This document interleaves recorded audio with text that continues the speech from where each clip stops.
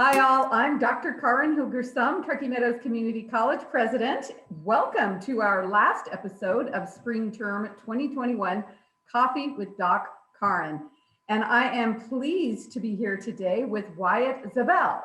Wyatt is an automotive technology instructor. Welcome, Wyatt. Hi, how's it going, Karin?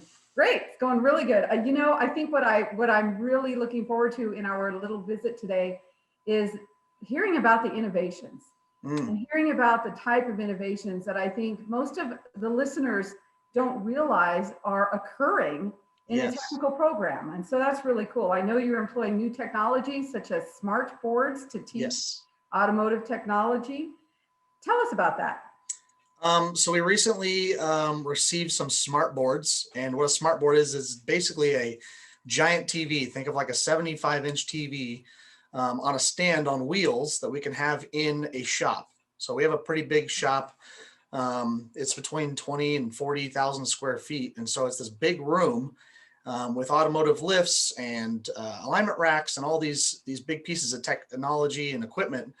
And so the great part about the smart boards is because they're mobile and because they're so big, we don't have to do all of the learning in the classroom and then try to take it out to the shop. We can actually do some of the learning on this giant smart board and take it right out to a car and do a PowerPoint or a presentation or show a video or pull up some kind of service information right at the vehicle, which is huge for the students, and they can do it while they're watching the information, which is great. It's great. They really love it. So yeah, that makes perfect sense. Yes. And speaking of the vehicles, I understand that, and in fact, I've seen one of the college vehicles that's being used as a marketing tool. Again, another innovation.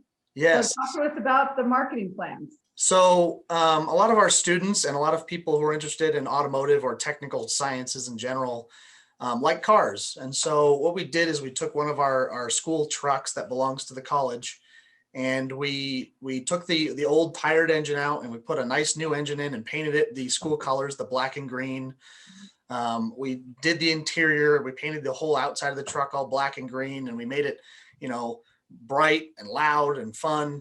And so when students see it, they're interested in it and it gets them interested in the program.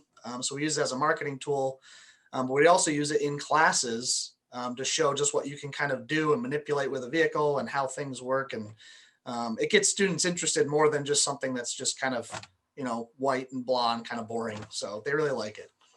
Which I think will really help try to encourage residents in Northern Nevada to enter the field. Yes. Talk to me a little bit about the jobs, the available jobs, entry-level pay. Those are the things that I'm not sure everybody's aware of. So right now, if you wanted a job in the automotive industry, it is very easy to get your foot in the door. We have partnerships with a bunch of the dealerships in town, including all of the Mopar dealerships, which is Chrysler, Jeep, Dodge, Ram, Fiat. Those are all under kind of the same umbrella, as well as Subaru and Ford. And so all those dealerships come to us, and we actually can get manufacturer training here at the college, which is great because then they are already a step up from where somebody would be just walking in the door at one of those dealerships trying to get a job. And so right now they are begging us for employees, for students that are trained. And so we almost can't get enough students into the program to get them out to these dealerships, which is great. It's great. So and what's the entry level pay, and what can an automotive tech expect to earn after about 5 years on the job? We actually just got one of our dealerships, Subaru, actually told us they have a whole new shift opening. And so what they offer at Subaru is the starting in the door, you're looking at like $15 an hour as what's called a lube tech, where you're just starting out and you're doing oil changes and real basic maintenance. But that's just the lower level. You can work your way up very quickly as you get trained, as you get used to the vehicles, as you get better at things. And so what happens is you move from that hourly wage to what's called flat rate. And a flat rate means that you get paid per job, not per hour. And the great part about that is you get better at, say, Subaru. You get 4 or 5 Subarus in a row that are all the same. You get really good at doing that job, and so you can get it done quickly, which means you get paid more than an 8-hour day. You can get paid 15 hours. And so nice. A regular rate could be like $25 an hour. and then you're getting paid 15 hours for one day, and you can see how that multiplies very quickly. Yeah. Yeah. Yeah, that sounds good. It is. It's great. It's great. And we have some students over there right now who are loving it. So now I want to switch gears on you, and this is probably my favorite question. Okay. Back in 2019, you accompanied some automotive students to Peru Yes. for a 3-week cultural exchange with Sonati. Mhm. And of course, as Vice President Estella and I were involved with the grant that helped fund that for students. And we were just thrilled that the automotive students went on that wonderful trip and that you also accompanied them. And I'm really dreaming of a time when we can get back on that track of doing study abroad students and exchanges between cultures. I think it's so informative. But I've never had an opportunity to talk to you personally about it, Wyatt. So tell me what your thoughts were about the Sonati exchange and how did it influence you, your students, and your classroom? So I kind of fell into it and last minute decided to go. And it turned out to be one of the greatest things that I've done here at the college since I've started working here. It was just awesome. I mean, we took 4 really great students who are all very interested in the program and the exchange. And they took us to their school, Sonati, which is a technical college, much like our campus here at Edison. But think of it like, 10 or 15 times as large, and just every kind of technical thing you can imagine, from textiles to welding and automotive and diesel. I mean, just huge. So it was really cool to see not only that in a different country like Peru that they have all these technologies, but just kind of how they teach their students down there.